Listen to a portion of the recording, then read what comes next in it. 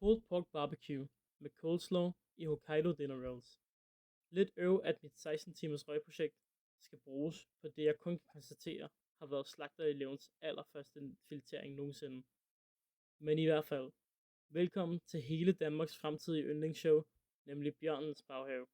Det her bliver serien, hvor jeg tager jer med hele vejen udenfor til grillene, for at finde ud af, om min tålmodighed kan slå takeaway. Mit navn er Bjørnen, men min familie og venner kalder mig bare for Bjørnen. Det med bjørnen har jeg aldrig helt fundet ud af. Jeg ved ikke, om det har noget at gøre med, at jeg skider i skoven, eller måske fordi jeg sover som en bjørn, der er gået i hi. Men ideen med den her serie er i hvert fald simpel. Det handler om at producere vulgære mængder af lækker barbecue, og få skabt kulinariske retter, der kan få selv de tungeste Michelin-drenge til at stå og smugkigge over hækken til deres næste menuer. Jeg tror, drømmen er at få afprøvet alt, og få grænsetestet, hvad der egentlig kan lade sig gøre på en grill. Jeg lover, at jeg nok skal gå i dybden med maden i fremtidige videoer. Og selvom jeg har en liste af lange planer, så håber jeg, at I alligevel smider en kommentar på, hvad I kunne tænke jer at se. Man ved jo aldrig, om det bliver det næste projekt.